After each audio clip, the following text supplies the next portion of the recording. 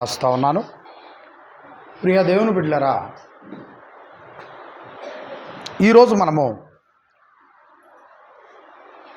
అపోస్తుడైన పౌలు వారు రోమాలో ఉన్నటువంటి సంఘమునకు బోధించినటువంటి బోధను జ్ఞాపకం చేసుకుంటున్నాం. బోధించింది ఎవరికండి? బోధించింది ఎవరికే? సంఘమునకు. బోధించింది ఎవరో?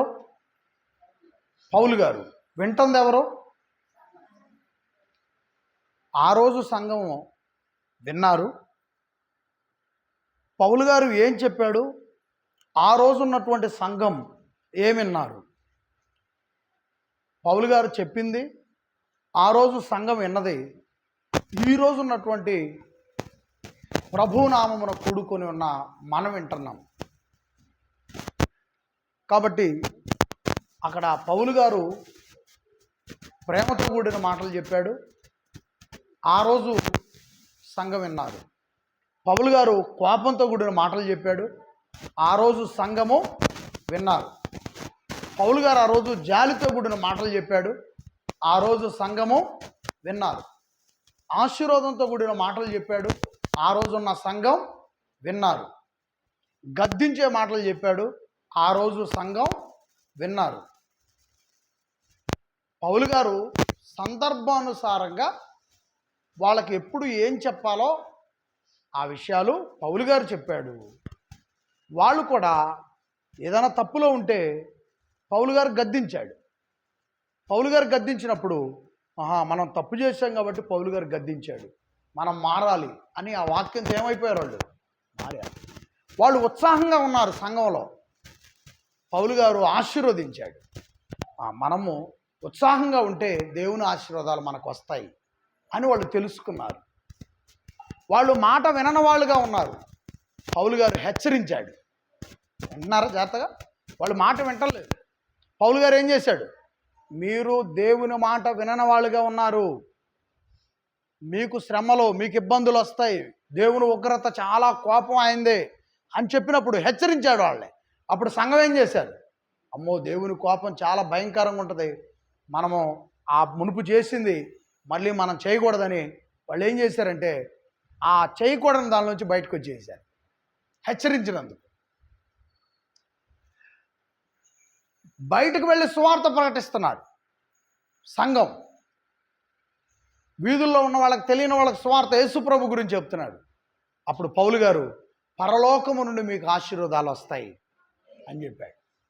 అంటే వీళ్ళల్లో ఉన్న పరిస్థితులను బట్టే ప్రసంగం. మీకు అర్థమైందో లేదో?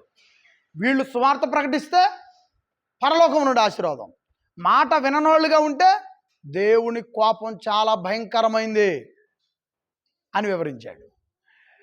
వాళ్ళు సంఘంలో ఉత్సాహంగా ఉంటే దేవుడి దీవెనలు మీకు కలుగుతాయి అని చెప్పాడు. ఒక పక్క సంఘం వింటున్నారు, సంఘంలో ఉన్న వాతావరణాన్ని బట్టి సంఘంలో వ్యక్తి ఎలా ఉండాలో, సంఘములో ఎలాగా ఎదగాలో, సంఘములో ఎలాంటి కృషి చేయాలో బోధించాడు. బోధిస్తుంది పౌలు గారు, వింటుంది సంఘం. ఇప్పుడు పరిశీలన చేస్తుంది ఎవరు? ఈ రోమాపత్రికను పరిశీలన చేస్తుంది ఎవరు? పౌలు గారు ఏం చెప్పాడో పరిశీలన చేస్తుంది ఎవరో? అక్కడున్న సంఘం ఏం విన్నారో పరిశీలన చేస్తుంది ఎవరో?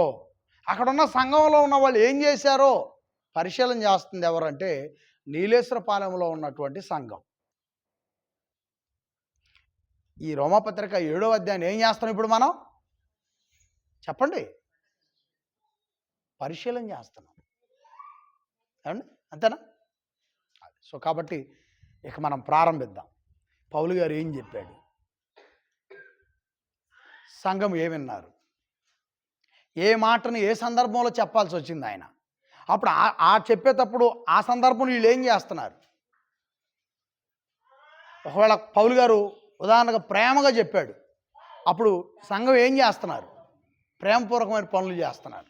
పౌలు గారు హెచ్చరించాడు, అప్పుడు సంఘం ఏం చేస్తున్నారు? దేవుని మాట వినని వాళ్ళుగా ఉన్నారు. ఇవన్నీ అసలు ఏంటి? ఒక్కొక్కటి మనము పరిశీలన చేద్దాం. మనం ఒకసారి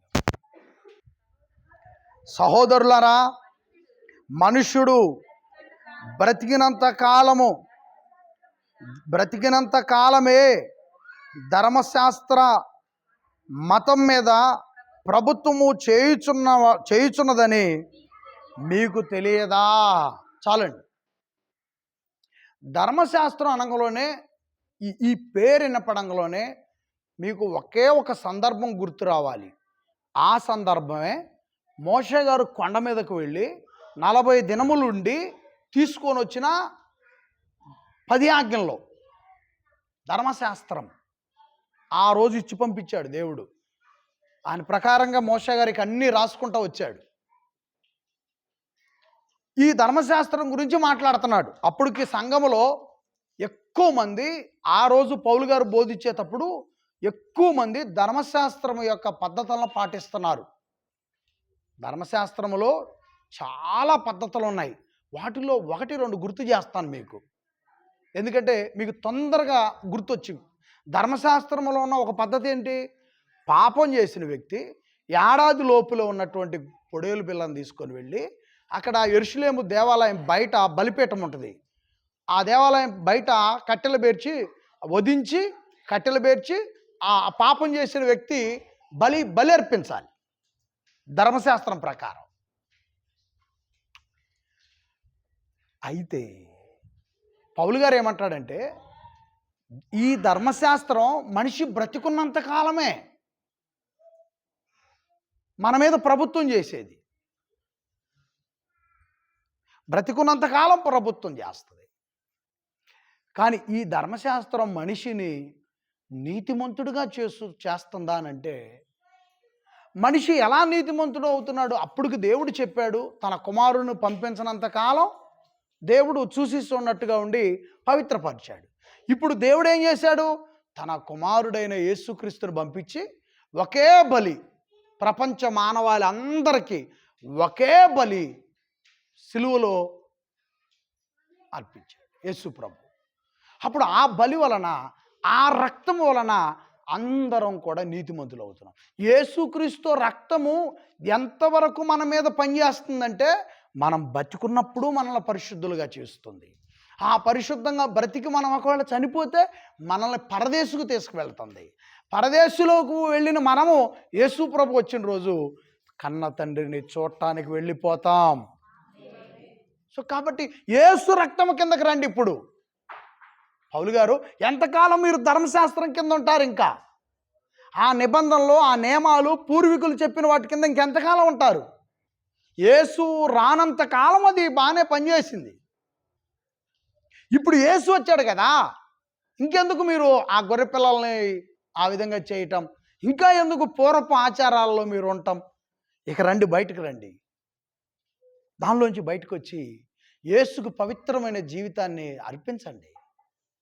యేసు రక్తముతో పవిత్రంగా మారిపోండి. అప్పుడు యేసు కృప తరతరములు మనపై ఉంటుంది. యేసు కృప ఎంతవరకు ఉంటుంది?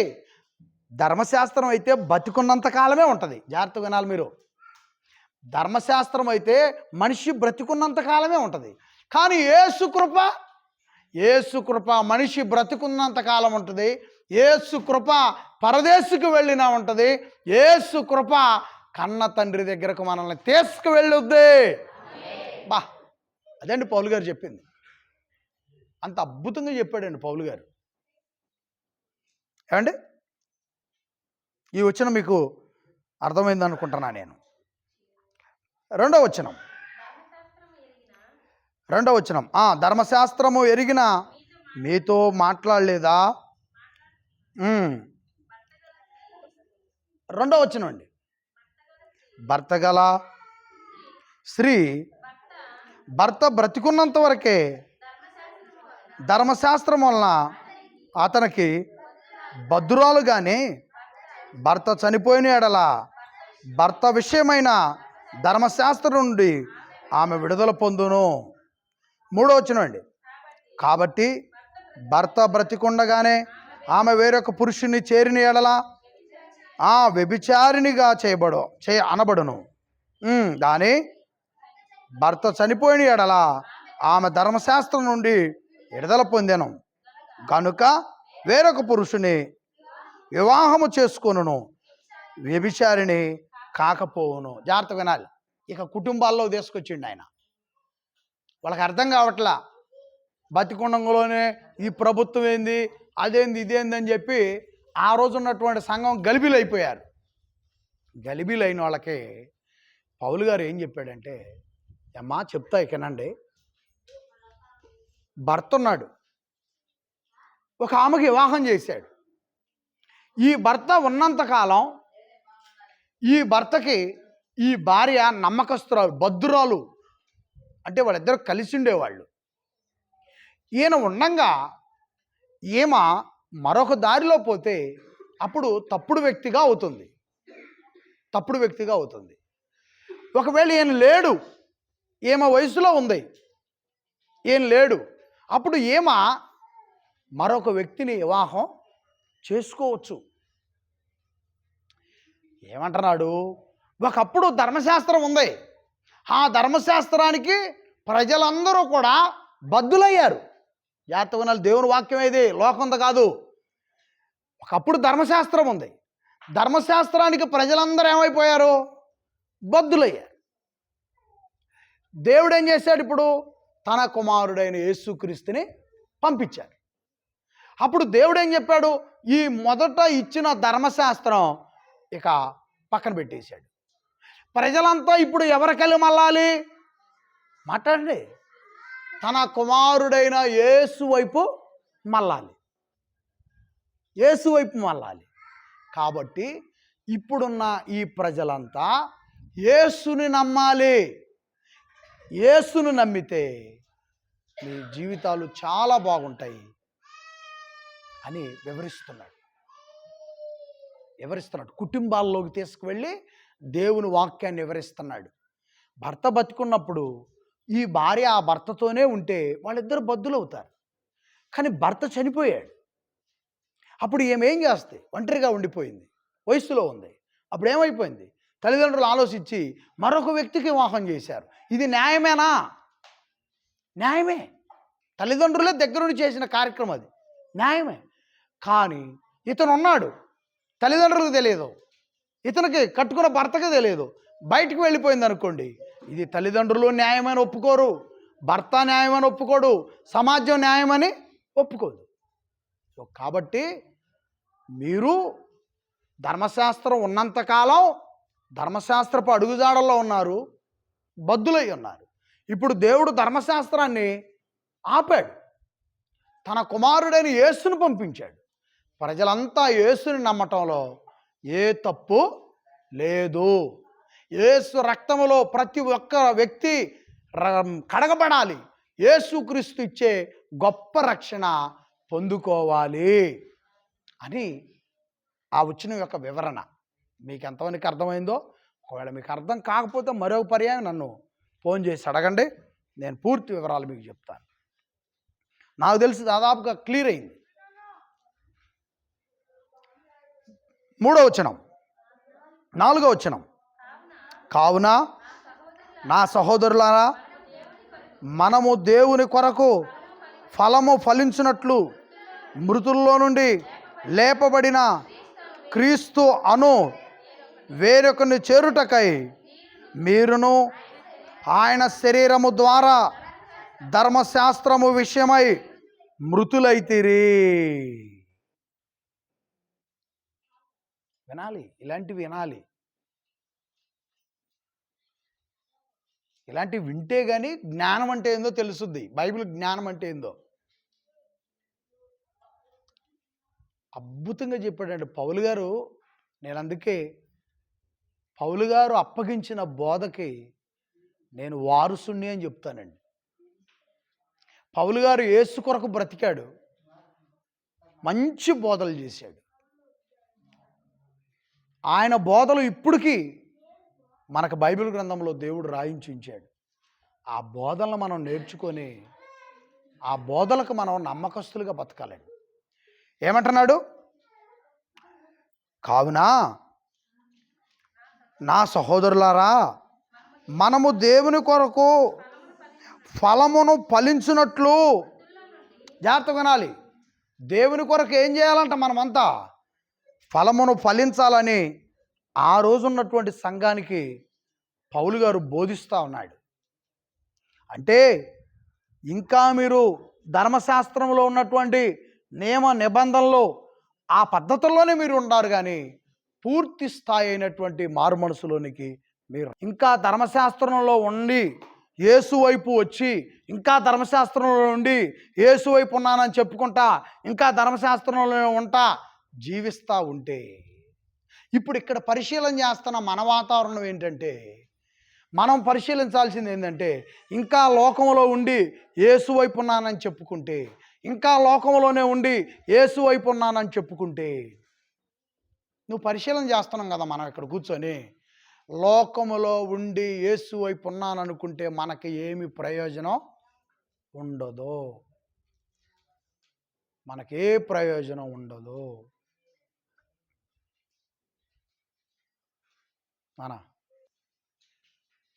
యేసు తప్ప నీ హృదయంలో మన పరలోకపు తండ్రి ఆయనే ఉండాలి. నీ హృదయంలో పరిశుద్ధాత్ముల వారే ఉండాలి మన హృదయంలో.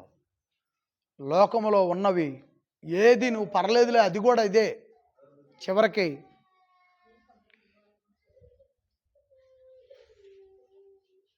చాలామంది క్రైస్తవుల్లోనే పుణ్యక్షేత్రాలు పెట్టుకున్నారు. అలాంటివి కూడా నీ మనసులో ఉండటానికి వీలు లేదు. సో కాబట్టి ప్రతి ఒక్కళ్ళు కూడా స్వచ్ఛమైనటువంటి క్రీస్తు ప్రేమతో, క్రీస్తు మనసుతో ఉండటానికి మనము సిద్ధపడదాం. ముందుకు వెళ్దాం. కావున జాగ్రత్తగానండి. ఇప్పుడు కావున నా సహోదరులారా, మనము దేవుని కొరకు ఫలమును ఫలించినట్లు మృతులలో నుండి లేపబడిన క్రీస్తు అను వేరొకరిని చేరుటకై మీరును ఆయన శరీరము ద్వారా ధర్మశాస్త్రం విషయమై ఏమైపోయారంట? యేసు సిలువలో చనిపోయాడు కదా. యేసు సిలువలో చనిపోయాడు.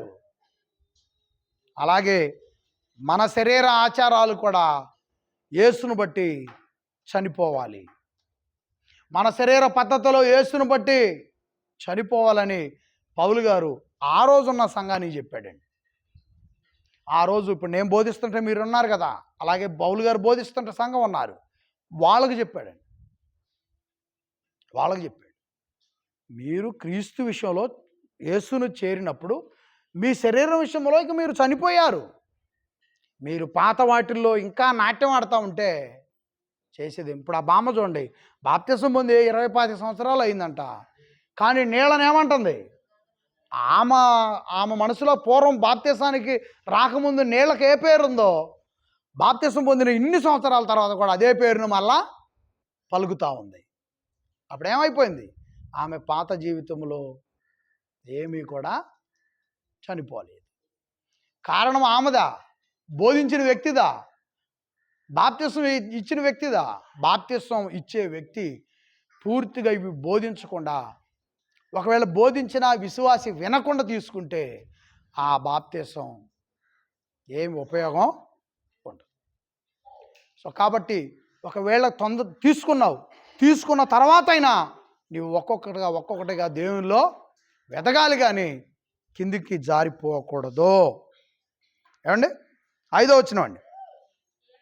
ఏలయనగా మనము శరీర సంబంధులమై ఉండినప్పుడు మరణార్థమైన ఫలములను ఫలించుటకై ధర్మశాస్త్రము వలనైన పాపేచ్ఛలు మన అవయవములో కార్యసాధకములై ఉండెను. ఏమండి? ఎలా ఉన్నాయంట మన అవయవములో? పాపానికి ఎలా ఉన్నాయంట? సాధకములై ఉన్నాయంట.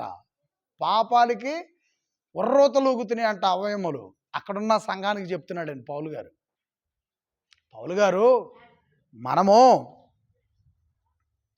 ఎలయనగా మనము ధర్మశాస్త్ర విషయమై మృతులైతే ఎలయనగా మనము శరీర సంబంధులమై ఉండినప్పుడు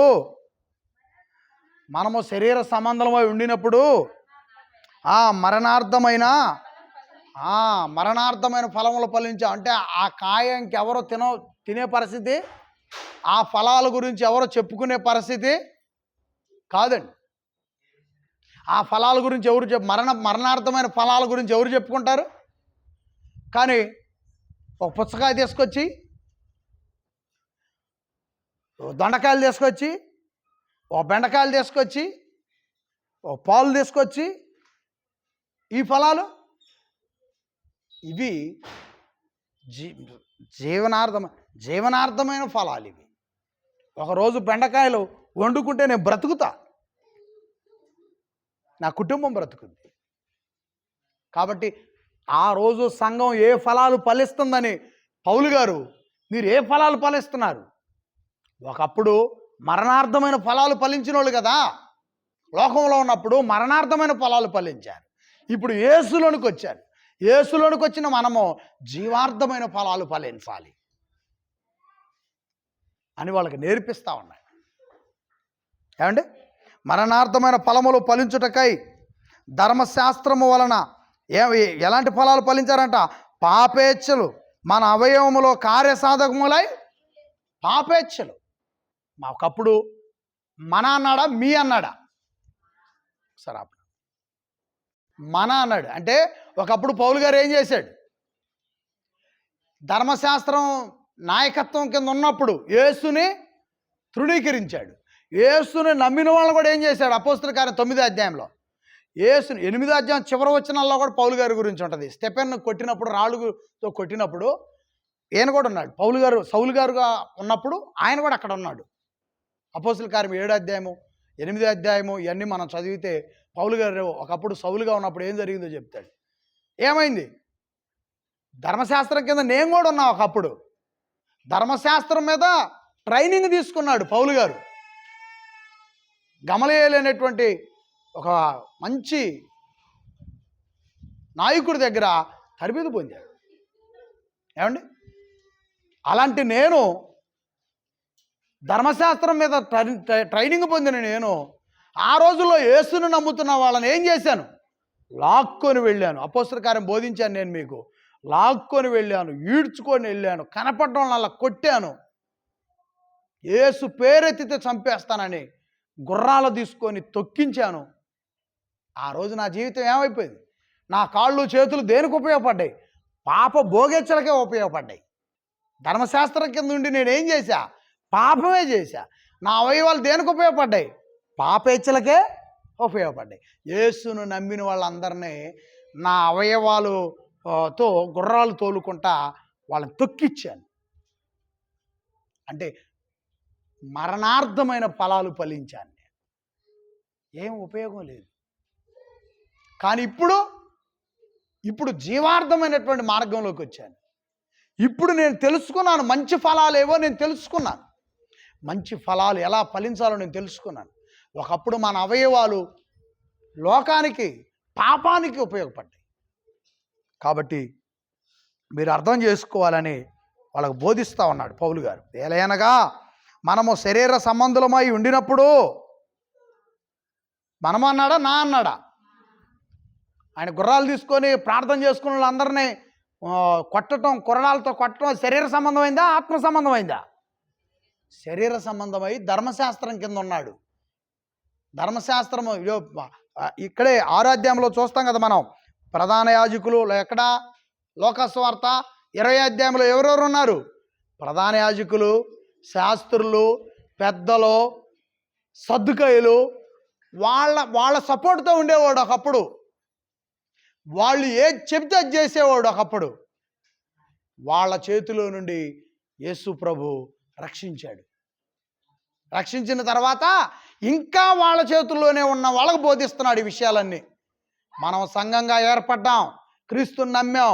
ఇంకా ధర్మశాస్త్రపు విధానాలు ప్రధాన యాజకుల చేతుల్లో ఉన్నట్టుగా, శాస్త్రుల చేతిలో ఉన్నట్టుగా, మీరు పెద్దల చేతిలో ఉన్నట్టుగా, సద్దుకాయల చేతిలో ఉన్నట్టుగా యేసులోనికి వచ్చి కూడా మీరు ఇంకా లోక సంబంధమైన ఆచారాల మధ్య మీ జీవితాన్ని గడుపుతున్నారు. మీరు దానిలో నుంచి బయటకు రావాలి అని బోధిస్తున్నాడండి. అదే అంటున్నాడు, మన అవయవములో కార్యసాధములై ఉండెను. దేనికంట? పాపేచ్ఛలకు. కారణ సాధకములై ఉన్నాయి. దానివల్ల ఏం ఉపయోగం లేదని పౌలు గారు బోధిస్తున్నాడు. ఏమంటే 6వ వచనం, ఇప్పుడైతే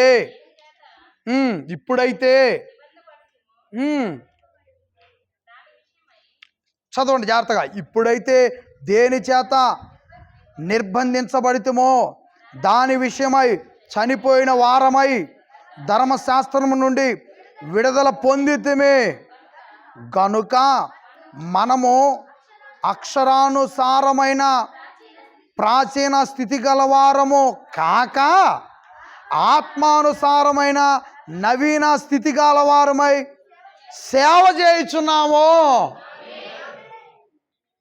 ఎట్లా చెప్పాడండి? సూపర్గా చెప్పాడండి.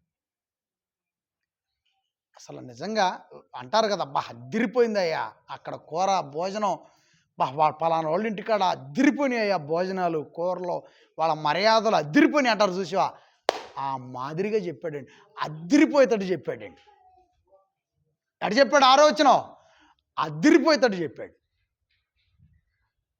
అదేనండి పౌలు గారు ఎంతోమందిని రక్షించాడండి. యేసు రక్షణలోనికి ఎంతోమందిని తీసుకొచ్చాడండి. గనులు, మేధావులు, మేము ధీరులు, హీరులు అని చెప్పుకునే వాళ్ళ కూడా అసలు యేసు వైపు మలిపాడండి. అంతటి క్రీస్తు పరిచారికుడండి పౌలు గారు. ఎందుకంటే ఇంత బాగా ఎందుకు చెప్పగలిగాడంటే, ఎక్కువ శాతం ఆయన పట్టుదలని, ఆయన యొక్క స్పీడ్ని ఇవన్నీ ఉపయోగించుకున్నారు. ఆ రోజు యెరూషలేములో ఉన్న పెద్దలు, యెరూషలేములో ఉన్న ప్రధాన యాజకులు, యెరూషలేములో ఉన్న శాస్త్రులు, యెరూషలేములో ఉన్న సద్దుకాయులు, ఆ యెరూషలేము చుట్టూ ఉన్న వాళ్ళందరూ కూడా ఈయన కోపాన్ని, ఈయన నేర్పరితనాన్ని, ఈయనలో ఆ ధర్మశాస్త్రం మీద ఉన్నటువంటి జ్ఞానాన్ని, ఇవన్నీ వాళ్ళు బాగా ఉపయోగించుకున్నారు. ఆ రోజు ఉపయోగించుకోవటం వల్ల ఏంది, ఆయనకు డబ్బు ఇవ్వటం, నీ అంతటోళ్ళు లేడని చెప్పడంలోనే ఆయన సౌలుగా ఉన్నాడు కదా, అప్పుడు గుర్రాలు వేసుకొని వెళ్ళిపోవటం, యేసు నమ్మిన వాళ్ళందరినీ చిత్రహింసలు పెట్టడం. మళ్ళీ పేరెవరిది? యేసుని నమ్మిన వాళ్ళందరినీ చిత్రహింసలు పెట్టడానికి పేరెవరిది? పేరు కూడా దేవునిదే. దేవుని పేరు మీదే, దేవుని పేరు మీద వెళ్ళటం, దేవుని కుమారుని నమ్మిన వాళ్ళని చిత్రహింసలు పెట్టడం. దేవుని పేరు మీద ఎందుకు వెళ్తున్నాడు? దేవుని కుమారుని నమ్మిన వాళ్ళని చిత్రహింసలు ఎందుకు పెడుతున్నారు? ఈ దేవుని కుమారుడు అని నేను చెబుతున్నా కదా, ఆయన దేవుని కుమారుడు కాదు. దేవునికి కుమారులు లేరు. దేవుడు ఒక్కడే. ఆయన పేరే యెహోవా. ఆయన కాకుండా ఇంకా ఎవరు వచ్చినా వాళ్ళు నమ్మహద్రోహులు, వాళ్ళని నమ్మబాకండి అని అంత ఘోరంగా కొట్టాడండి. అట్లా నేర్పారండి. ధర్మశాస్త్రంలో అలాగే ఉంది. కానీ ధర్మశాస్త్రంలో కూడా యేసు వస్తాడని ఉంది, వాళ్ళు అది బయటకు రానిలా. యేసు వస్తాడని ఉంది, దేవుడు తన కుమారుణ్ణి పుట్టిస్తాడని యెషయా గ్రంథంలో ఉంది. అక్కడ ఆదికాండములోనే 1వ అధ్యాయంలోనే స్త్రీ సంతానానికి నీ సంతానానికి వైర్యం ఉంటుంది. స్త్రీ అంటే మరియమ్మ గారు, కన్యక గర్భం, పెళ్లి కాకుండా పుడతాడు నా కుమారుడని ఆదికాండములో. కానీ ఇవన్నీ ఏం చేశారు? వాళ్ళు బయటకు రానియకుండా దాచిపెట్టేశారు. వాళ్ళు బయటకు తీసినవి ఏంటి? నేను ఒక్కనే దేవుణ్ణి, ఇంకెవరో లేరని చెప్పాడు దేవుడు. ఇవి నేర్పించారు ఆ రోజుల్లో ఉన్న ప్రజలకి. ఇవి నేర్పించటం వల్ల ప్రియమైన వాళ్ళారా, వాళ్ళంతా కూడా అల్లకుల్లోలం అయిపోయారు. అదే బాగా నేర్చుకున్నాడు. ఏదైతే శాస్త్రులు, ప్రధాన యాజకులు ఏదైతే నేర్పారో అదే బాగా నేర్చుకున్నాడు పౌలు గారు ప్రాచీన స్వభావంలో, పాత జీవితంలో. అయితే ఇప్పుడేం చెప్తున్నాడు? యేసుని నమ్మిన తర్వాత అపోస్తుల కార్యం 9వ అధ్యాయంలో కళ్ళు పోయినాయి కదా, ఉపవాసం ఉన్నాడు కదా. తర్వాత యేసు ప్రభు రక్షకుడు యేసు ప్రభువే. ఆయనే తండ్రి కుమారుడు. తండ్రి పంపించాడు, యెహోవా తండ్రి తన కుమారుని పంపించాడు. అంతకుముందు తెలియకనే కొట్టాను, కానీ ఇప్పుడు ఆయనే యేసు ప్రభు అని, తండ్రి కుమారుడని, నా రక్షకుడని నేను నమ్ముతున్నానని చెప్పడం మొదలుపెట్టాడు. అక్కడి నుంచి ఇంత గొప్ప సేవ చేశాడు. అందుకని ఏం చెప్తున్నాడు ఆయన? ఇప్పుడైతే దేని చేత నిర్బంధించబడితమో దాని విషయమై చనిపోయిన వారమై ధర్మశాస్త్రం నుండి విడుదల పొందితిమి. నేను కూడా విడుదల పొందాను. ఒకప్పుడు వాళ్ళ చేతుల్లో నేను నిర్బంధన అయి ఉన్నా, ఆ నిబంధనలో ఆ పద్ధతుల్లో నిర్బంధన అయి ఉన్నా. కానీ ఈరోజు నేను విడుదల పొందాను. నేను విడుదల పొందాను, మీరు కూడా విడుదల పొందాలి. ఇంకా మళ్ళీ బాగా మాట్లాడుతున్నాడండి. ఏమని? గనుక మనము అక్షరానుసారమైన ప్రాచీన స్థితి గలవారము కాక. అక్షరానుసారమైనదంటే ఎక్కడ మాట ఇది? కరెక్ట్ తల్లి. కొండ మీదకి పిలిచి ఏం రాసిచ్చాడు దేవుడు? 10 ఆజ్ఞల పలక మీద అక్షరాలు రాసిచ్చాడు. వాళ్ళు చేసిందంతా అక్షరాలదే. కానీ ఇప్పుడున్న స్థితి ఏందో తెలుసా? ఇప్పుడున్న స్థితి ఏందో తెలుసా? అక్షరానుసారమైనది కాక, ప్రాచీన స్థితి కాక, ఆత్మానుసారమైన స్థితి గలవారమై సేవ చేయుదుము. ఆమేన్ చెప్పండి అందరూ. యేసు పుట్టిన తర్వాత, యేసు ఈ లోకానికి వచ్చిన తర్వాత మనలందరినీ ఆత్మానుసారులుగా మార్చేశాడు. ఇంకా ఎంతకాలమో నువ్వు అక్షరానుసారంగా ఉంటారు మీరు? యేసు వచ్చాడు, మనల్ని ఆత్మానుసారులుగా చేశాడు. యేసు ప్రభు మత్తయి సువార్త 5వ అధ్యాయం ప్రసంగం చెప్తే ఏమన్నాడు? ఆత్మానుసారులైన వాళ్ళు దీనులు. ఆత్మానుసారంగా నడవాలి అంటే దేవుని ఆత్మచేత నడవాలి. దేవుని ఆత్మచేత మనం నడిపించబడాలని అద్భుతంగా బోధించాడండి. అద్భుతంగా బోధించాడు. సూపర్ అండి నిజంగా. ఏమండి?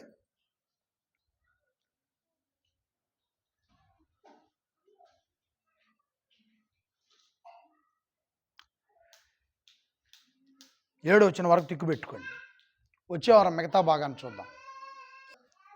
ఏందండి, ఇప్పుడు ఇందా చెప్పాను కదా, పౌలు గారు ఒక పక్క బోధిస్తున్నాడు. వింటున్న వాళ్ళు ఎవరండి? ఈ సంఘమా, ఆ రోజున్న సంఘమా? ఆ రోజున్న సంఘం వింటున్నారండి. అప్పుడు పౌలు గారు వాళ్ళ బలహీనతలను బట్టి, మీరు ఇంకా పలానా బలహీనతలో ఉన్నారు, మీరు బయటకు రావాలని చెప్పాడు. ఒకప్పుడు మీ అవయవాలు పాపేచ్ఛలకు పనిచేసినాయి, ఇప్పుడు మీ అవయవాలు పాపేచ్ఛలకు పని చేయకూడదు. ఒకప్పుడు మనము అక్షరానుసారంగా ఉన్నాం, ఇప్పుడు మనం ఆత్మానుసారంగా. ఒకప్పుడు మనము ప్రాచీన స్థితిలో ఉన్నాం, ఇప్పుడు మనము నూతన స్థితిలోనికి రావాలి. ఆ రోజు సంఘానికి వచ్చి బలహీనులుగా ఉన్న వాళ్ళని ఇంకా మార్చటం కోసం, బయట వాళ్ళకి కదండి చెప్పింది, సంఘంలో కూర్చున్న వాళ్ళకి, ఆ రోమాలో ఉన్నటువంటి ప్రజలకి, రోమాలో ఉన్న క్రీస్తుని నమ్మిన వాళ్ళకి, ఇంకా మీరు యేసులోనికి వచ్చిన తర్వాత కూడా ఇంకా పాపేచ్ఛలు, అక్షరానుసారమైన స్థితి, ధర్మశాస్త్రమైనటువంటి పరిస్థితులు ఇంకా మీలో కనపడతా ఉన్నాయి. మనము నూతన స్థితికి రావాలి, మనము ఆత్మానుసారులుగా మారాలి. ఆత్మానుసారులుగా మారాలి. యేసు రాబోయే సమయం కల్లా మనము ఆత్మానుసారంగా మారితే, ఒకవేళ చచ్చిపోయినా, ఆత్మానుసారంగా చచ్చిపోయినా, యేసు వచ్చినప్పుడు మనల్ని తిరిగి లేపి పరలోకానికి తీసుకువెళ్తాడు. ఒకవేళ మనం ఆత్మానుసారంగా ఆరాధిస్తున్నప్పుడు, యేసు ఈ గడియలో వచ్చినా మనము పరలోకాన్ని చేరే గొప్ప అవకాశం ఉంటుంది. ఏమండి? ఈ విషయం పైన అందరూ లేచి నిలబడి ఒక 2 నిమిషాలు ప్రార్థన చేసుకుంటారా? దేవా, నేను ఇంకా శరీరానుసారంగా ఉంటే, అయ్యా ఉంచునా, కట్ చేయబాకు. అందరూ కూడా ప్రార్థన చేస్తారు. ఇంకా లోకానుసారంగా ఇప్పుడున్న సంఘం నీకే అర్థమైపోవాలండి. నేను అంటాం కంటే కూడా, ఇప్పుడు దాకా నువ్వు పరిశీలించావు కదా నాన్న. ఏమండి, ఇప్పుడు దాకా విన్నాం కదా, పరిశీలన చేశారు కదా. ఓ నాకు తెలియదు, నేను బైబిల్ చదవలేదు, మరి చదువుతున్న వాళ్ళు చెప్తే విన్నావు కదా. ఇదే మనసు మనకు ఉంది కదా. కాబట్టి తక్షణమే, ఇప్పుడే ఇదే నీకు మిక్కిలి అనుకూలమైన సమయం. ఒకవేళ నువ్వు ఇంకా లోకంలో ఉండుంటే, లోకంలో ఉన్న పద్ధతులకు నువ్వు పెద్దపేట వేసుకొని ఉంటే తప్పదు. నీకు కూడా ఈ బోధ తప్పదు. నువ్వు ఉన్న విధానం తప్పని ఆ రోజు పౌలు గారు గద్దిస్తుంటే విన్నావు కదా. మరి అన్నప్పుడు నువ్వు కూడా ఈరోజు మరి అది నువ్వు చేస్తే విధానం ఒకవేళ లోకంలో ఉంటే మరి తప్పే కదా. మరి ఎవరు నేను బయట తీసుకురావాలి? నాకు పని లేదండి, నీ ఇంటికి వచ్చి నువ్వు తప్పులో అనాల్సిన పని లేదు. ఇదే నాకు వేదిక. నేను ఏది మాట్లాడాలన్నా ఇదే వేదిక. దేవుడు నాకు ఇచ్చినటువంటి వేదిక ఇది. ఇక్కడి నుంచే మాట్లాడు. నేను పర్సనల్గా నేనేమంటాను, నాకు అధికారం లేదు. నీ కుటుంబీకుడు పద్ధతి కాదు, లేకుంటే నేనేమి నీకు హెల్ప్ చేసేవని కాదు. నువ్వు నేను గడిన నువ్వు పడి ఉంటాను. ఏదో 1 లక్ష చేసుకొచ్చి నాకు దేవుడు ఉంచుకోమని ఇచ్చేంత స్థాయి లేదు. ఒకవేళ నేను ఏదైనా అంటే బయటకు వెళ్ళిపోయి పర్సనల్గా నేను ఏదైనా అంటే నువ్వు ఓర్చుకోవటానికి ఏ విధమైన సంబంధం లేదని. కాబట్టి ఏం చెప్పాలన్నా నేను ఇక్కడి నుంచే చెప్తాను. ఎందుకంటే బైబిల్ ఉంది. ఈ బైబిలే నాకు వేదిక. బైబిలే నాకు మాట్లాడే హక్కు, అధికారం కల్పిస్తుంది. కాబట్టి ప్రియుల, ఇప్పటి వరకు పరిశీలించినటువంటి మీరు ఏది న్యాయమైందో, నీ జీవితం ఎటు న్యాయం వైపుగా నడుస్తుంది, నీ జీవితం ఎటు పాపంచిన వైపు నడుస్తుందా, నీతి సాధారణంగా నడుస్తుందా, నూతన స్థితి వైపు నడుస్తుందా, నీవే పరిశీలించుకొని ప్రార్థన చేసుకో. మీలో అలాంటి వాళ్ళు ఉన్నారు, ఇలాంటి వాళ్ళు ఉన్నారు మేము అనలేను. నాకు తెలియదు ఎలాంటి వారు ఉన్నారని. కాబట్టి ఎలాంటి వారు ఉన్నదన్నది నాకు తెలియదు. కాబట్టి నేను వ్యక్తిగతంగా ఎవరిని కూడా విమర్శించలేను. కాబట్టి ప్రియులారా, అని పౌలు గారు అందుకే మీరు బాగా ఆయన ప్రసంగాలు వినాలి. కాసేపట్లో అద్భుతమైన మాటలు చెప్పి పంపేయగలను, సూపర్గా చెప్పగలను. కానీ కల్పనా కథలో సూపర్గా చెప్పే ఉపయోగమే ఉంది. స్వచ్ఛమైన బోధ రావాలి. దేవుడు ఏం చెప్పాడు, ఆ రోజున్న వాళ్ళకి ఏం చెప్పాడు, మనకు కూడా అదే చెప్తున్నాడు. ఆ రోజున్న వాళ్ళు లోకంలో ఉన్నారు, పేరుకేమో సంఘంలో ఉన్నారు. మీరు లోకంలోనే సంఘంలో ఉంటూ లోకంలో పద్ధతులు మీరు ఇంకా కలిగి ఉన్నారని పౌలు గారు. మీరు ఎంతకాలం ఇంకా మృతులై ఉంటారని అడిగారు. మీరు ఎంతకాలం మృతులై ఉంటారు? ధర్మశాస్త్ర విషయంలో మనం మృతులైపోయాం కదా, లోక విషయంలో మనం మృతులైపోయాం కదా, యేసులో మనం జీవిస్తున్నాం కదా, యేసులో మనకు నూతన జీవంతో మనం జీవిస్తున్నాం కదా. ఇంకా లోకములో చచ్చిపోయిన స్థితిలోంచి మరలా మనం అదే అన్నాలని కొనసాగిస్తారు అని ఆ రోజు పౌలు గారు వాళ్ళని నిలదీశాడు.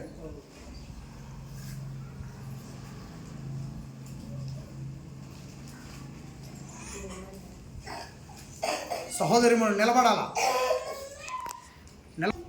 మీ ప్రియ కుమారుడు శరీరమును రక్తమును తీసుకుంటున్నాడు. ప్రాచీన స్వభావము, అక్షరానుసారమైన భక్తి,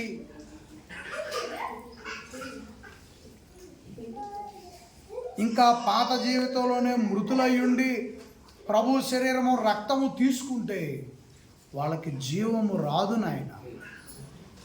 యేసు క్రీస్తు మరణములో పాలుపంపులు పొంది తిరిగి లేచి రక్షణ పొందుకొని ప్రభు శరీరంలో కడగబడిన స్థితిలో నుండి నూతన ఆలోచనలు, నూతన జీవం, నవీన స్థితి, ఆత్మానుసారమైన జీవితము కలిగి యేసుకి తండ్రి నమ్మకస్తులుగా, ఆయన శరీరమునకు నమ్మకస్తులుగా, ఆయన రక్తమునకు నమ్మకస్తులుగా, ఆయన నామమునకు సాక్షులుగా తండ్రి, మీ ప్రియ కుమారుడు నామానికి సాక్షులుగా ఈ శరీరమును తీసుకోవాలి, రక్తమును తీసుకోవాలి. అలాంటి సంఘముగా క్రీస్తు సంఘమును నాయన తీర్చిదిద్దమని ప్రార్థిస్తున్నానయ్యా. అలాంటి నూతన స్థితిలో ప్రతి ఒక్క హృదయం ఉండునట్లు సహాయం చేయి. ఇంకా లోకపు స్థితి వారిలో నివసిస్తూ ఉంటే దేవా, ఈ ప్రసంగంతో ఆ స్థితి నుండి వాళ్ళు విడిపించబడటానికి ఈ జీవితం వద్దు నాకని ఆ జీవితాన్ని వదిలిపెట్టి నవీన జీవితం, నూతన స్థితి, ఆత్మానుసారమైన స్థితి. ఆ రోజు సంఘం పౌలు గారు బోధకు ఎంతగా ఆశ్చర్యపోయారు. ఈనాడు దేవా పౌలు గారు చెప్పినటువంటి ప్రసంగానికి ఈరోజు నా సంఘం పరిశీలన చేశారు, ఆలోచించారు, అర్థం చేసుకునే, గ్రహించుకునే మనసు వారికి దయచేసి మీ పిల్లల నూతన జీవితంతో ఆశీర్వదించమని, నూతన ఉత్సాహంతో నింపమని, ఆత్మానుసారంగా ప్రతి కుటుంబాన్ని ఆశీర్వదించమని, మా ప్రభు సిలువలో చేసిన త్యాగానికి, ఆయన మరణ త్యాగానికి మేము రుణస్థులు తండ్రి. ఇంత గొప్ప కార్యం మా జీవితం కొరకై జరిగించారు తండ్రి. మీ ప్రియకుమారులు పంపించకపోతే మా జీవితం ఆయన పాపెచ్చుల్లోనే ఉండిపోయేది. కాబట్టి మాలో మారు మనసు పుట్టించండి. యేసులోనికి వచ్చి కూడా మేము ఇంకా పాపెచ్చుల్లో ఉంటే ఇప్పుడే ఆ పాపములు క్షమించండి అయ్యా, ప్రభు ద్వారా మన్నించండి. ఇంకా ఇక నుంచి అటువైపు వెళ్లకుండా వాక్యముతో మమ్మల్ని కస్టడీ చేయండి. పరిశుద్ధాత్మ వారి యొక్క పరిరక్షణలో ఉంచండి, నడిపించండి తండ్రి. మా స్తుతి ఆరాధన మీరు పొందుకొని మీరు ఆనందించి మాకు ఆశీర్వాదములు ఇవ్వండి తండ్రి. యేసు ప్రభు నామముని ప్రార్థనని వేడుకొచ్చున్నాం తండ్రి. ఆమేన్. నిలిపాయి నోరు తెరువలేదాయి ప్రేమా, పదులు పలుక లేదాయే ప్రేమా, నోరు తెరువలేదాయే ప్రేమా, పదులు పలుక లేదాయే ప్రేమా, ఇది ఎవరి కోసమో నీ కోసమే, నా కోసమే సిలువతో సాగింది యాత్ర, కరుణామయి దయగల పాత్ర, సిలువతో సాగింది యాత్ర, కరుణామయి దయగల పాత్ర, చెల్లుమని కొట్టింది ఒకరు, తన ముఖముపై ఉమ్ము వేసింది మరి ఒకరు, చెల్లుమని కొట్టింది ఒకరు, తన ముఖముపై